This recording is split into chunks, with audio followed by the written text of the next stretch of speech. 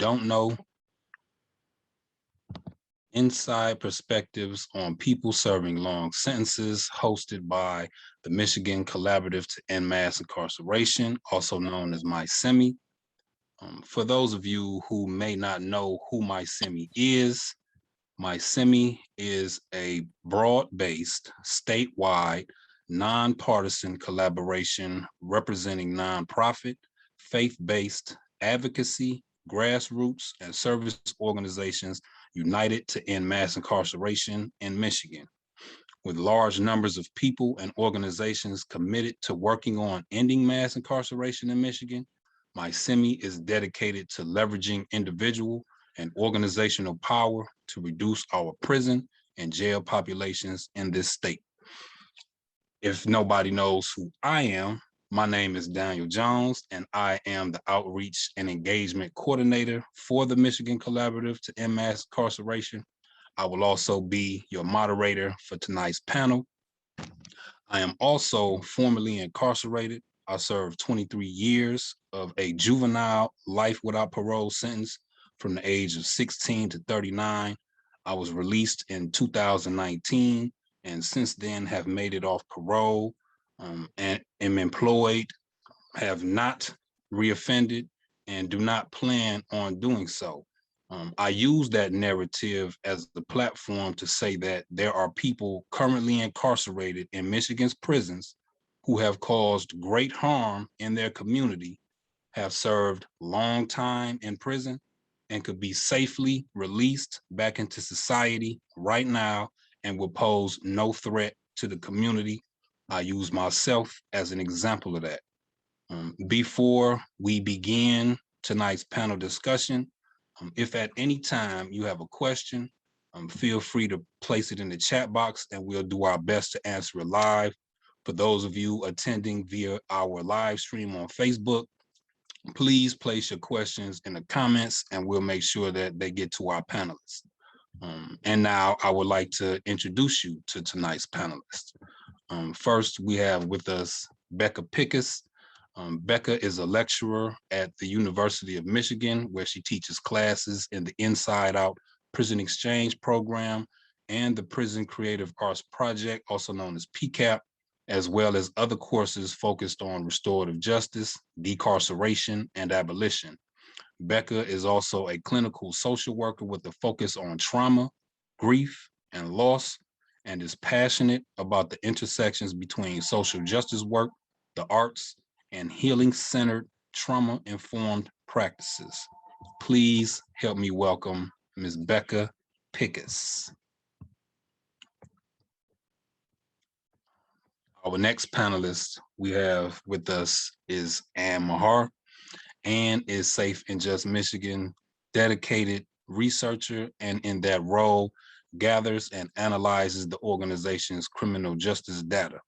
Before joining the team, she had been an assistant professor of criminal justice at Arcadia University in Pennsylvania. She earned her PhD in criminology and criminal justice at Old Dominion University in Virginia. Please help me welcome Ms. Ann Mahar. And last but most certainly not least, our next panelist is Jen Baker. Jen works for Disability Rights Michigan, where she is assigned to the Community and Institutional Rights Division as the dedicated investigator / advocate for disability-related issues within the Michigan Department of Corrections. Much of Jen's knowledge base, as well as her commitment to prison reform, is guided by her previous work within the MDLC, where she was a corrections officer for 7 years. Please help me welcome Jen Baker. Thank you all for joining us for this evening's panel discussion. And of course, for those of you in attendance, this is the first webinar that we will engage in just around shifting the narrative and the way that people serving life and long sentences are viewed. And we have with us on this panel 3 people who have experience in dealing directly with people who are sentenced to life in prison or long terms while they were incarcerated. And without further ado, I want to get this conversation going, and I want to start with you, Becca.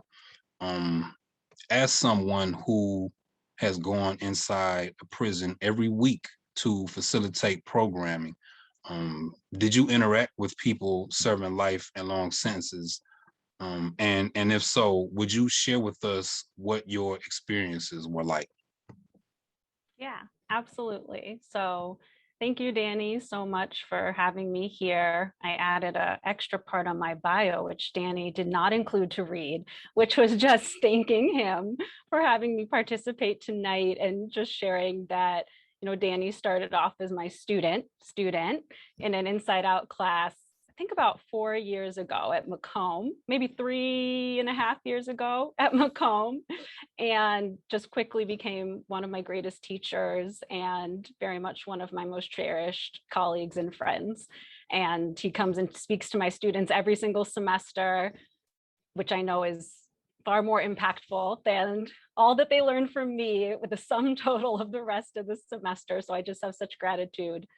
But anyways, yes. So I first started going into Michigan prisons with the Prison Creative Arts Project in 2008, facilitating creative writing and other creative arts workshops, and then have been teaching Inside Out classes and sometimes PCAP classes over the last 3 years or so. Also part of the Inside Out Prison Exchange Theory Group and co-facilitated a restorative justice class at Macomb. So at some times I was going in 3 times a week. So spending lots and lots of time with predominantly actually folks who were serving life and long sentences. Those were the majority of the folks who were taking the classes or participating in the programs that I had a privilege to co-facilitate. And when I think about, one of the things I've most learned from working with these folks over so many years is that I think that they're just some of my life's greatest teachers. And it's been hard for me to kind of succinctly articulate why, right? Like, what did they teach me, or what are they continuing to teach me? And I sort of thought about it, likened it to trying to describe a sunset to somebody. It's like, you can't fully describe it. You kind of had to be there. And I think a lot of that's because one of the things I have learned comes from, I think, a quality of presence. And I think that Danny, for folks who have had the privilege to meet and work with Danny, absolutely embodies this. So a quick little example, when Danny comes to my classes, we do a Q&A with the students. And so the students will pose questions, and they've read his bio and listened to him share, and then they'll pose questions.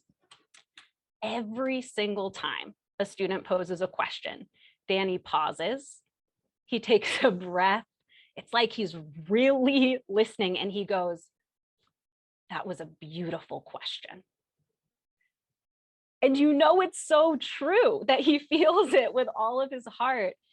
And I think that I hope kind of illustrates a bit of this quality of presence that I think a lot of folks who have experienced almost unthinkable amounts of trauma and harm and violence, which we know statistically, and I know through my work is true of the vast majority of folks serving long and life sentences in prison, that many, many of these folks caused tremendous harm and participated in violence, and that before that and concurrently and after that, they have experienced tremendous amount of trauma and harm and violence.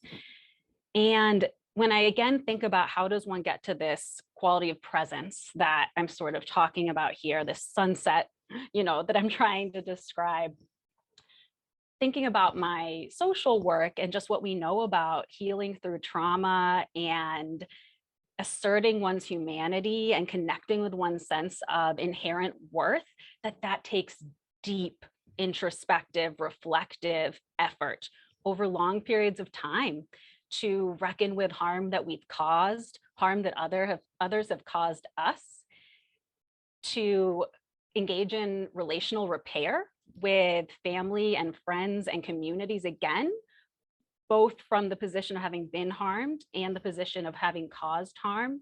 And there's just, I think, a deep wisdom and emotional intelligence that comes from years and years and years and years of doing this work. And so many of the folks serving long and life sentences who I've been able to work with on the inside, and for those who have been able to come home on the outside, have invested in this work.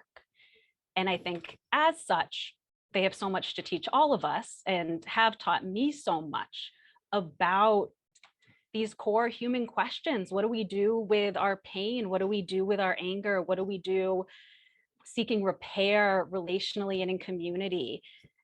And I guess that just brings me to kind of another predominant feeling I have, which is it's just such a shame that this wisdom and quality of presence and just hard fought emotional knowledge is kept inside these prisons and these cages for so many decades, because so many of us out here would benefit from their knowledge.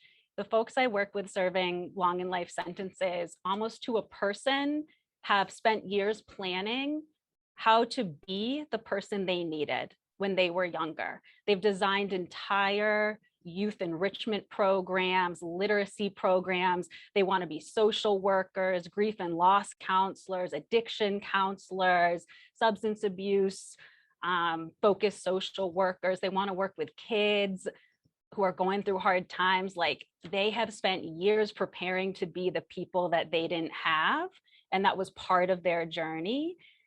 And yet they're in the prisons. And I just so hope that we can bring them home so that we can all learn in our communities from what they have to offer. Yeah. And thank you, Becca. Thank you first and foremost for just the huge compliments. And I definitely am grateful to have met you and to have participated in that Inside Out class. It was definitely like life-changing for me. So thank you for being you. And I do have a quick follow-up question that I would like to ask. And you kind of spoke to it already, but I would love if you would reiterate, like, what would you say you have learned from people serving life and long sentences while going into the prisons and facilitating program? What's one of the biggest takeaways that you've been able to receive? Yeah, it's so interesting because I've been thinking about this question for some reason. When you just posed it, a new idea came to me. I think more than anything, what I've learned is hope. Like, what I've learned is that healing and repair and resistance and resilience and liberation are possible because I see it embodied in so many of these remarkable people.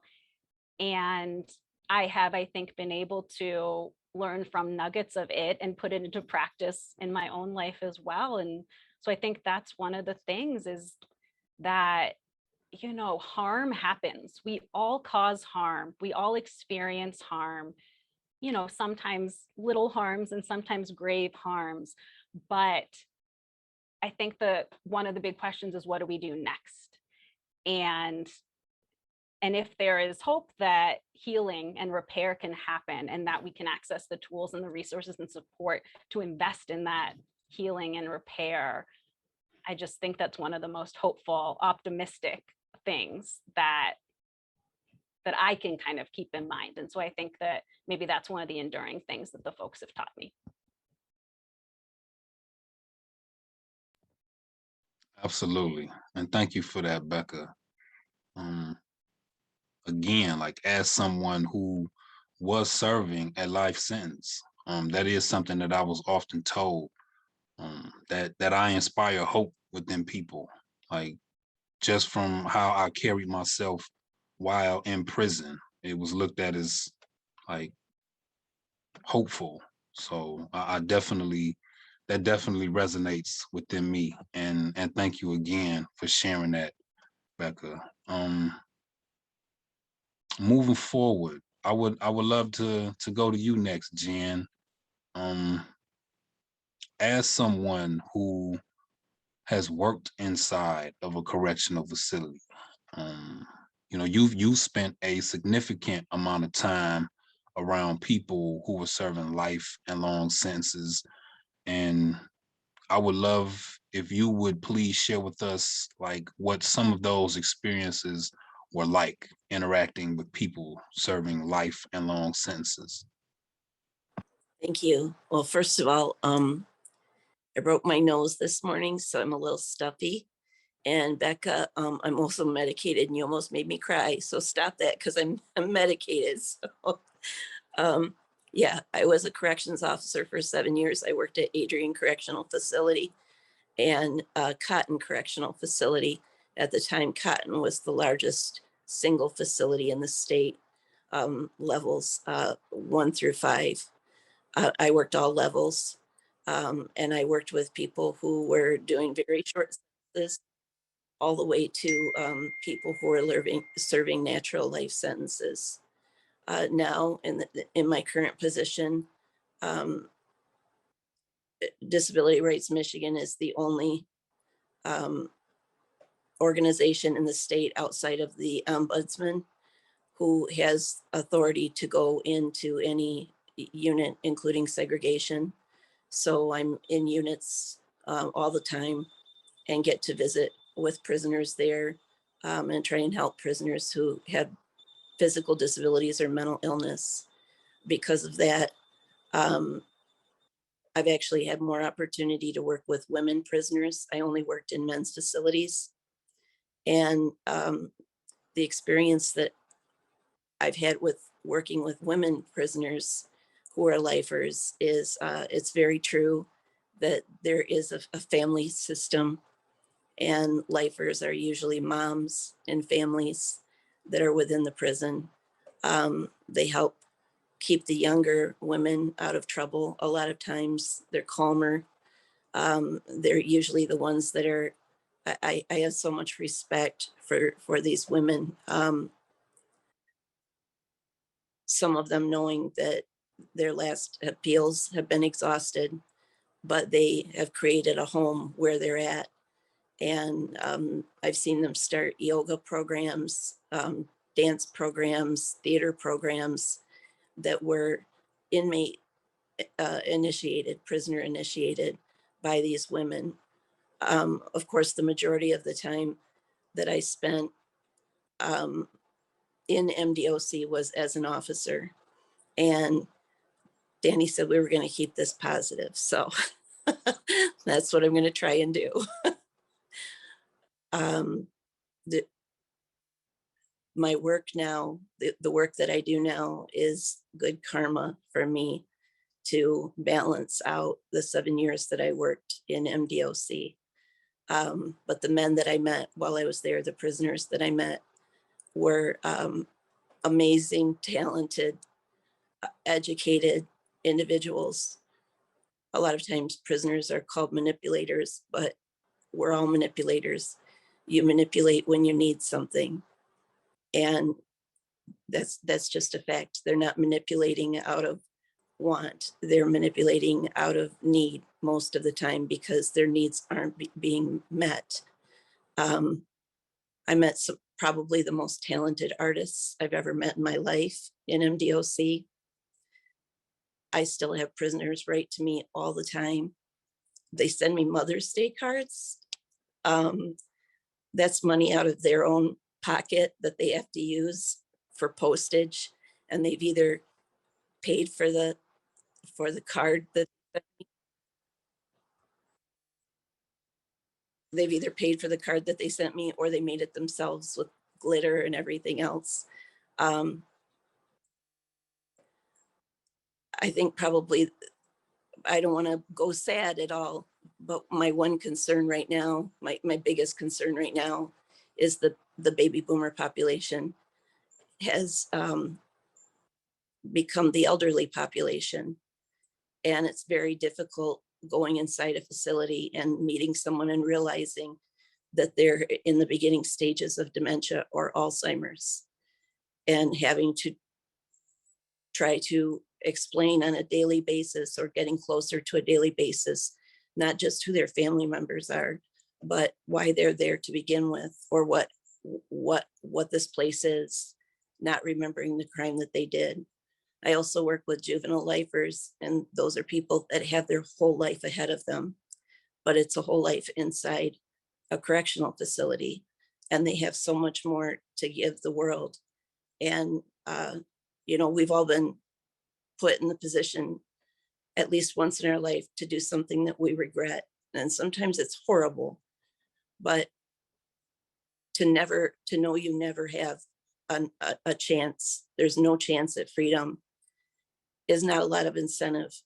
And then add to it that lifers are the last ones to get education or any kind of programming because they figure they're not going anywhere anyway. I would say lifers were the kindest to me. They were the most respectful of women in a difficult environment for women, at least in a men's prison. And they had so much to give. They gave a lot to other prisoners. They were always calm, collected. They were well beyond the age where they were likely to commit another crime. And a lot of them were there because they committed a single crime. And it was, a lot of times like murder. It was, and I'm not saying that, I'm not discounting that, but it was a single crime, and sometimes in a thoughtless moment, a thoughtless act. And they've been there since they were 17 years old, and now they're 78 years old. And that makes no sense for our society.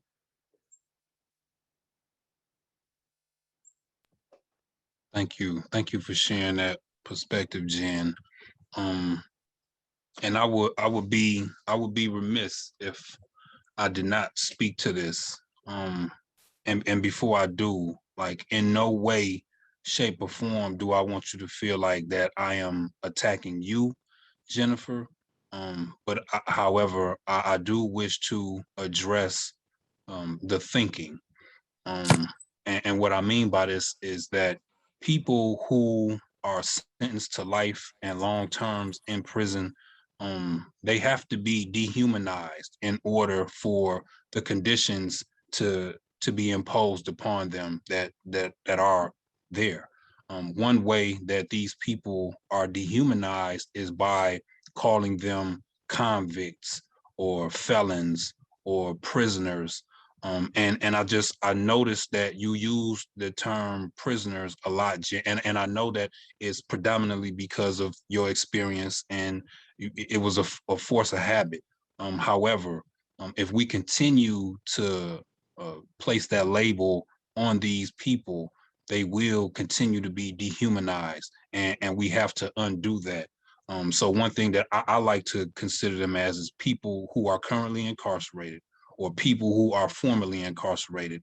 And again, like I wouldn't be who I am right now if I did not express that to the people that are in this space right now.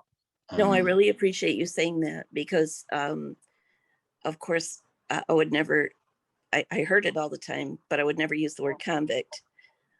Inmate is a comfortable word for Department of Corrections because it doesn't speak to what they're doing to those people. The reason I've always used prisoner is because of what a prisoner is. They're being held against their will and their rights have been taken away. But I really like the way you framed that just now. And I'm going to take that with me. So thank you very much. Thank you. Thank you, Jennifer. And I do have a follow-up question for you. And that question is, how significant a role do people serving life and long sentences play in the day-to-day struggles of prison life? Well, there are 2 officers to a unit, and there are 120 prisoners per unit. Officers don't have guns. They don't have billy clubs. They have a personal protection device that they can pull. It rings an alarm in the control center, and yard officers come running in. Now, long since I've been out of the prison system, My understanding now is that they also have, at least some have tasers. That didn't exist either when I was an officer. So it's 2 officers and 120 prisoners. You're not controlling the prison. They're letting you control the prison. The people who are living there are letting you control the prison. And if it weren't for the lifers, there would be no control over the prison. They will tell you, this is where I live. And they'll say, young man, you need to learn to do your time. Do your time. They take them to the side. They give them advice. They let them know, like, you have rogue officers. They call them cowboys. And they'll let them know who those officers are, what to avoid, what's not worth it. But the main thing is that MDOC does not control the prison. The people who live there, they control the prison. And it's the old timers, the lifers, that are the ones that keep things under control, keep things humane as possible, which is still not very humane, but they keep it as humane as possible. And so polite and so respectful. And I always felt kind of like I had some grandpas. I was telling Danny earlier that, prisoners don't like holidays very much. I'm sorry, formerly incarcerated people and incarcerated people do not like holidays very much. And I was a young officer, and I don't know, I thought I could change the world or something, thought I'd make it a great day anyway. And I found a little Christmas tree in a utility closet, and I put it in the lobby, and I got along really well with the prisoners. They liked me. I was respectful of them. I always said Mr. I would never use disrespectful language with them. I didn't write petty tickets, but I did tell them that day, I gave everybody a piece of stationery and said, I want an ornament. I want a Christmas ornament before you leave today, before the end of my shift today. I want one. And almost every single prisoner put one on there. And some of them were crazy and silly and involved criminal elements and things like that. They were hilarious. But when I was leaving Adrian to transfer to Jackson Cotton Facility, one of the lifers came over with a brown paper bag that was contraband 100%. And he took his own risk and he brought me all of the Christmas ornaments that had been saved. And I still have those to this day. That's a lifer. Wow. Yeah. And thank you. Thank you so much for sharing that perspective, Jen. Yeah. And I do just want to remind everyone that, of course, there will be time towards the end for question and answer. So if you have any questions at any time, please utilize the Q&A feature at the bottom of your screen, and we'll try to answer them live. Again, for those of you who may be attending via the live stream on Facebook, please place your questions in the comments and we'll try to get them to our panelists. And just moving along in our webinar, I want to come to you now, Annie, and you do a lot of research and data analysis for Safe and Just Michigan, correct? And the question that I want to start things off with you is, what moved you to get involved with this line of work? Of course, and thank you for having me. And Jen, you almost just made me cry with that story. And I did not break my nose, and I'm not medicated, so I have no excuses. But my story of what brought me here is also a little bit of a downer. And I see in the chat what is Inside Out, and I'm about to talk about it also, so I'll just say a little bit. Inside Out is a program for specifically college students to go into correctional facilities, and then you have class with half incarcerated students and half college students. And it is it can be about literally anything. Right, I've had friends who have taught it who have just taught painting classes inside, and they were college students and artists inside, and they painted together. My courses were all about the criminal justice system, and the inside students shared, right, their kind of real life experiences to counter what, right, my college students had learned, right, in the classroom. So kind of giving a more real life aspect to it. And so part of what brought me to this work was when I did my Inside Out training. It was in the like original facility where Inside Out started in Greater Ford. And the inside guys were trying out this new class lesson to try to like figure out how to talk about life sentences and make it impactful. And so what they did is everyone who was serving a life or a long sentence stood up and they went in a circle and they talked about how long they had been in prison. This was a really difficult thing for me to hear and to listen to, because all of them listed an amount of years that was older than I was.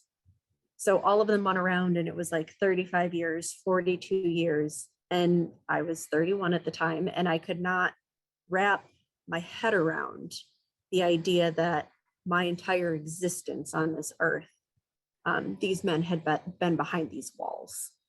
And that just was something that I'd always, right, if you're teaching Inside Out, you're obviously kind of have an interest in prisons and the way that things work. But it was a moment that things clicked for me that it hadn't before, to be able to like think of, right, all the things that had happened to me in the last 30 years and think about how, right, that whole lifetime, right, they had been behind those walls. And that was just something that I could not wrap my head around. And then the last semester that I was able to teach Inside Out was in a jail in Philadelphia, and the class favorite of the inside students. He made everybody laugh. He remembered everybody's name. He was the nicest guy, like talked about his own like personal victimizations and experience of PTSD, like was just open and sharing. And then one day he didn't come to class. And we found out from all of the other inside students that he had been found guilty of second-degree murder, which in the state of Pennsylvania is an automatic life without parole sentence.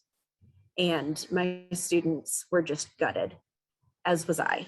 And right, like trying to think through, right, how we knew him as a classmate and a student with, right, what he'd done.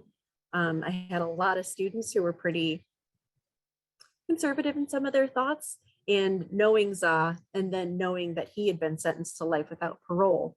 Then another guy in class was sentenced to 20 to 40. And I just like said to them, like, all right, well, I'm going to email you guys in 20 years when y'all are like in your 40s, have kids and all this stuff. And maybe he'll be getting out of prison, and we can just think about how long of sentences we are setting people away for. So from Inside Out, I have been able to meet people serving these life and long sentences, and it just really made me question the logic of all of these things. And that's kind of one of the main inspirations of a lot of the research that I do. Yeah, and thank you for sharing that, Annie. And my follow-up is, because you have a lot of data and research, could you please share with us some of the statistics about people serving long and life sentences? Absolutely. So I want to give you guys a little bit of context of, like, if we're talking about life and long sentences, how many people we're talking about in Michigan prisons. So as of January 2021, there are about 33,000 people incarcerated in Michigan prisons, and about a third of them, so over 11,000, are serving sentences that are 20 years or longer. So at an absolute minimum, they will serve 20 years. And then, right, we have over 3,000 people who are serving 20 to 29 years, an additional 1,300 who are serving 30 to 39, an additional 1,000 that have a minimum sentence of 40 to 100 years, and then almost 5,000 people serving life sentences. The majority of the people serving life sentences in Michigan prisons are life without the possibility of parole. So short of a commutation from the governor, right, they are going to spend the rest of their life behind bars. About 20% of those serving life sentences are life with parole. So there is eligibility for parole. However, the process is rather difficult and very challenging for people with life sentences to be able to receive parole. And because of these very long serving populations we have in our prisons, we are seeing our prison population get older. And we're seeing this across, right, the entire country. But if we look at people in Michigan, those who are serving these long sentences of 20 years or more, almost half of them are at the age 50 or older. About a quarter of them are 50 to 59. An additional 15% are 60 to 69 years, and 5% of the population serving these long sentences are 70 years or older. There are currently, I estimate, 52 people who are 80 or older currently serving life and long sentences in Michigan. From my data, the oldest person serving time right now is 91 years old. Right, so lots of questions about what ends this is serving and is this meeting our public safety goals.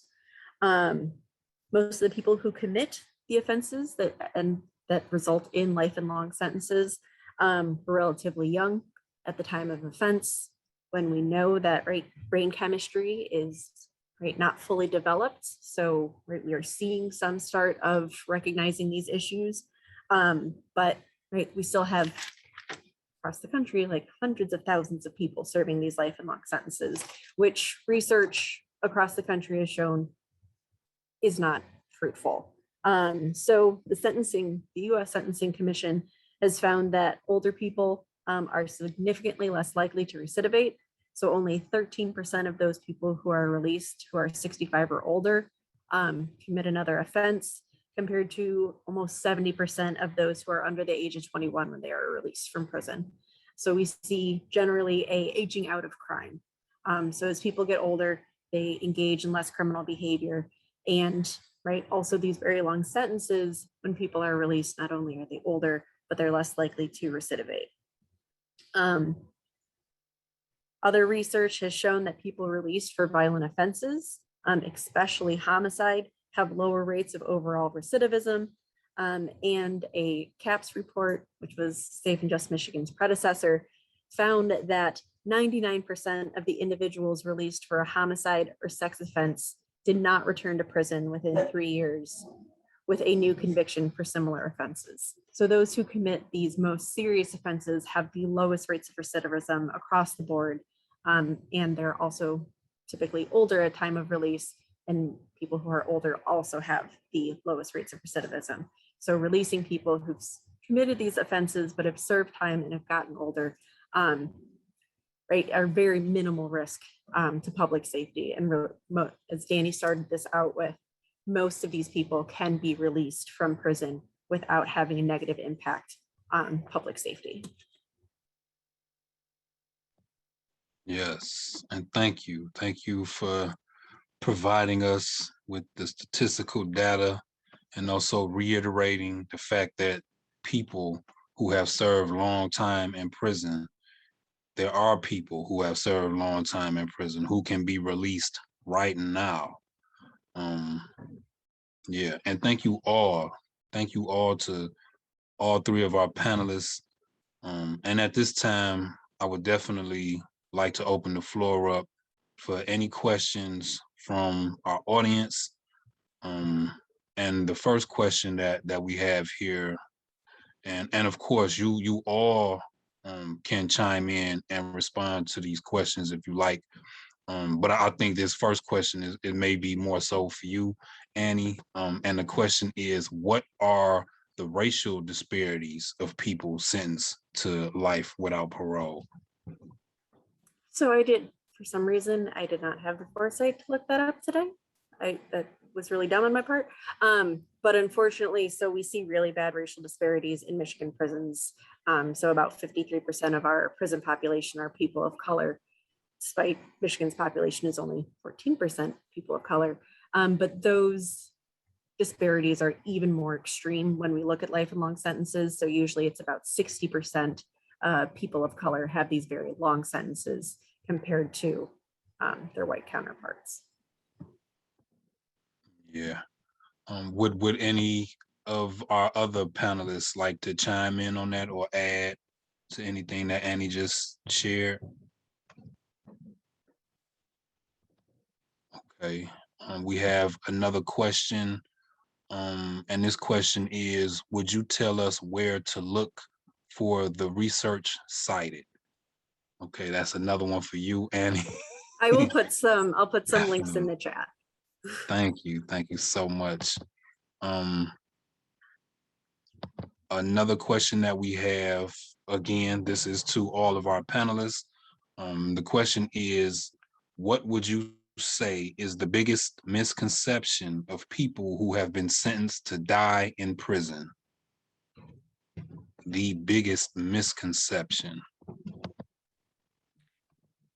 I don't know if this is exactly the biggest misconception, but it just makes me think of a moment. So when I teach Inside Out classes, as Annie described, they're classes that are held inside prisons or other carceral facilities, and half of the students in the class are incarcerated at that facility, and the other half are students at the university who drive in, and we all meet together weekly and use the same syllabus, same reading, same assignments, everything. And everyone's just classmates with each other. At the end of the semester, there's often something called a closing ceremony, and the students have been put into project teams, and they design activities or presentations, and they facilitate these activities. And we're always allowed to bring in, at least at Macomb in the past, we've been allowed to bring in 10 guests.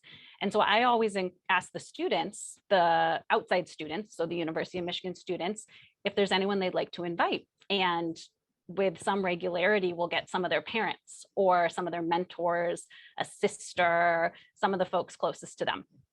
And so one semester, one of the students in my class brought her mom, and the student was a little bit more conservative maybe than the other students, and her mom was a little more conservative than she was. And we are in the prison at the ceremony, and we did an hour of presentations and activities, and we did an hour of eating together, this incredible meal made by the food tech program there that served us, multi-course meal, delicious. And we're having a conversation, and the mother of this student says, you know, she's kind of trying to come to terms with some things. And so some of the students were talking about, you know, abolition or decarceration or restorative justice. And she sort of said, and a little bit flustered, she's like, but some people have to be in prison. And then she kind of looked around and I kind of remembered her location. And there were all of these guys, every single one serving a life or long sentence. And she's like, well, but not you. I'm not talking about you. And oh, wait, but not you guys. Like, we just had that great meal together. And no, not the guys you were talking about in your writing group that's publishing the poetry. And you can just see this kind of cognitive dissonance gears grinding. And so I think the biggest misconception is, I don't know what the misconception is, but it's born from our isolation and disconnection from the actual people who are serving long and life sentences, who intentionally are so isolated and segregated from those of us on the outside. And the narratives we hear are meant to make us think that these folks have to be in there for public safety. And honestly, like Danny, even you having to say, like, I pose no threat to public safety, like, it just horrifies me that you would even have to say that. I mean, I think that you are a healer and you are a teacher, and I mean, you are so many things, but a threat to public safety would come nowhere on the list. And I hate that. I understand the reason for you to say that, but Similarly, I think so many people have ideas that are shattered once they're able to actually meet the people that have these scary labels that they haven't been able to connect to the humanity of. I wish that there were Yeah. opportunities. It's kind of like when you hear someone say, like, well, I get along with this black guy, like this black guy is different than the other, like I don't like black people, but this black guy is okay. Or I don't like gay people, but this guy, this neighbor of mine, he's gay, he's okay. Because it's really not about those things. It's about getting to know people and getting past the labels that they believe that really means. If there was a way for the public to understand who people who incarcerated really are beyond their crime, beyond their face sheet, beyond news articles, beyond their sentence, if they were able to understand who they are. For one thing, there's so much trauma. There's unbelievable trauma. And when you hear some of the stories of what some people have been through, it doesn't excuse their crime, but it explains a lot. And if we can learn those things, regardless of the sentence, we can have compassion for one another. I think probably one of the biggest misconceptions about people who are spending life or long-term sentences in prison is that they don't have hope, because they still do have hope. They have, smiles to give every day. They're friendly, people that were friendly regardless every day, knowing that they weren't going home. But I saw hope all the time. And the other thing is that they don't have anything to contribute to society because they aren't going home. I've known prisoners who have written and published books. I've known prisoners who have had art displayed in I'm an artist, more famous a museum than I will ever have artwork displayed in, and an artwork that certainly deserved to be there. What lifers have to give to society, I think, is a huge misconception, that they just lock the door and throw away the key. That's not the case at all. I don't know if you guys are familiar with Dan Manville, but Dan Manville is an attorney in Michigan who was a prisoner in Michigan, and he spends his life fighting for prisoners in Michigan now. He's a pretty amazing guy, but a very good example of somebody who, just like Danny, came out of prison and used his experience to make change in the world, to make positive change in the world. Thank you. Thank you so much, Becca and Jen, for both of your perspectives and thoughts on that. I hope that answered your question. And we do have a few more.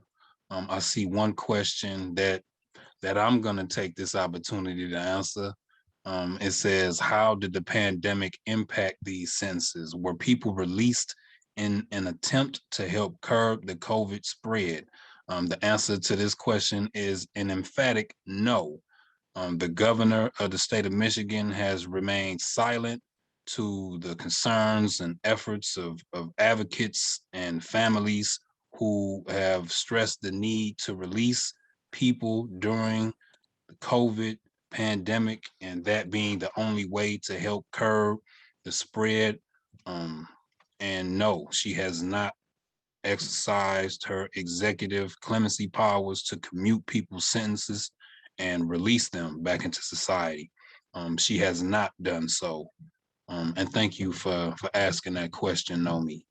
I will add a note to that, because of the work that I do in Disability Rights Michigan. My clients are all people with physical disabilities or mental illness. And I know a lifer who died in prison during COVID. She spent many years of her life there. She never left prison, and she died alone in a prison hospital. So no, there was no, if anybody could have been released for COVID, there are 3 or 4 people that I know of right off the top of my head that were no harm to anyone, end stage cancer, different things like that, that could have gone home compassionately. There was even a route for it, and they did not do it. Thank you. Thank you for sharing that, Jen. Another question that we have in the chat box is, do you see reform happening in LWOP/long sentences anytime soon for Michigan? I will leave that to our panelists to answer if you do so choose to.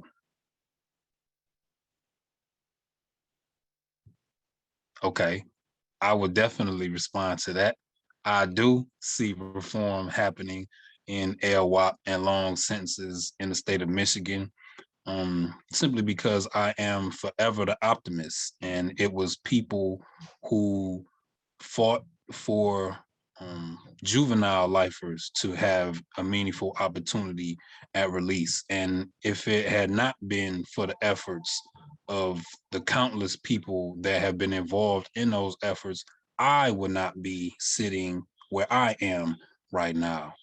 So I take that and use this as an opportunity to, of course, continue to advocate for the need to end the practice of sentencing people to die in prison, because we all have the capacity to change, and we should nurture and feed that within people versus just throwing them away. So yes, I am hopeful for reforms happening in Michigan soon. And thank you for asking that question. We have time for just a couple of more questions. And I see one that says, do all facilities offer programs like Inside Out? If not, are other programs offered? Would any of our panelists like to address that question? Because if not, I will say that no, programs like the Inside Out program are not offered at all facilities. There are certain facilities in the state of Michigan that offer no programming at all to people who are sentenced to life or people who are sentenced to long indeterminate sentences. And that's based upon the earliest release date of a person who may be interested in participating in the program, but cannot, because there are other people who would be given priority because their release date was sooner than yours. So no, their programs are not available throughout the state at these prisons. And thank you for asking that. The rest, Annie, can I add really quick to that one?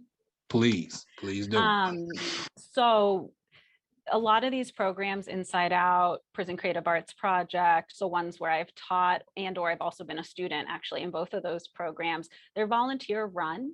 And so just something to keep in mind is there's a lot more programming in areas that are as close to universities or nonprofits or just more populated churches, religious communities. So prisons that are located near hubs where volunteers tend to go in often have a lot more programming, and then prisons that are located much further away tend to have less. And then also who's running the prison, who's in the administration at that time, has a huge influence on the ability to build a relationship and how much programming that facility will allow. But Inside Out is in, I believe, around 40 states and around 8 countries, and well over 1,000 trained instructors, and I think around 45,000 student alumni. I was going to mention, actually, it really depends on the facility and who's running the facility, the warden who's running the facility. We've worked very hard to get the Michigan Association for the Blind into Cotton facility, because most of the blind prisoners blind people who are incarcerated are routed to Cotton Correctional Facility. For what reason, I don't know. It's no more set up for blind people than any other facility, but they mostly get sent there. And we have repeatedly been denied, even though Michigan Coalition for the Blind is what it is, has offered repeatedly to volunteer their time to come in, to be vetted, to be lien cleared, all of that. And the warden just doesn't want to do it. He doesn't want to, he says he doesn't want to dedicate his corrections officer's time to having to watch, watch over the meeting. They'll say that they don't have space, even though, they could hold it in the chow hall, they can hold it in the school, the library. There's so many places they could hold it in the, the yard if they wanted to, if they chose a way to do it. So it really does depend a lot on what's popular at the time and who the warden is. Thank you. Thank you for sharing that. And as we move towards the conclusion of tonight's webinar, I definitely would like to say thank you to Becca Pickus, Jan Baker, and Mahar. Thank you all for joining us. I definitely want to give a special shout out to Eugene Turner, who just chimed in the chat box. Brother say he just served 40 years and is home now. Welcome home. Welcome. And as we begin to close, I definitely want to share with you all a couple of upcoming things, events that we would love for everyone to join us in. The first one being the event that you're looking at now. I hope you can see it on your screen. Friday, September 24th from 6:30 to 8 p.m. There's a host of organizations that are co-sponsoring the screening of a documentary called Drawing the Line: Inside the Effort to End Prison Gerrymandering. This is going to be a great panel discussion. It's a great documentary that has been created. Again, Friday, September 24th from 6:30 to 8 p.m. Please join us. Move into the next slide if I can. Okay. Yeah, October 12th. Please tune in to part 2 of our webinar series called What You Don't Know. The second episode will feature, of course, some people who are formerly incarcerated, and some people who have been able to meet some of these people since they've come home, and they're going to share their stories about, the good that they've been doing since they've been home, as well as people who have been impacted by the release of someone serving a life or long sentence. Definitely would like for you all to join us, tune into that. And also, all of this is leading up to the October 14th rally held in the state capital, Lansing. All of this is in support of pushing for the need to take a second look at people who are serving life and long sentences. Again, there are people who can be released right now from prison. If given the opportunity, they would pose no threat to society. They would be upstanding citizens and pillars within their communities. Again, this rally is taking place Thursday, October 14th from 12 p.m. to 3 p.m. This rally is in support of second look legislation. I encourage you all that are attending right now to join us on this rally. There are bus rides that will be leaving from the Detroit area, going to Lansing. Also, I believe from the Grand Rapids area, going to Lansing. I'm gonna put my email in the chat box. If anyone is interested in participating in this rally, please reach out to me and I will help coordinate your travel to the state capitol. With that said, again, thank you to our panelists. Thank you to everyone who has been attending this webinar via Zoom or via the live stream on Facebook. If you tuned in late, we will be posting this on our YouTube channel. We will follow up with everyone who reached out and participated in this panel to make sure you have links to the recording. Thank you all for joining. Enjoy the rest of your evening. Peace and love.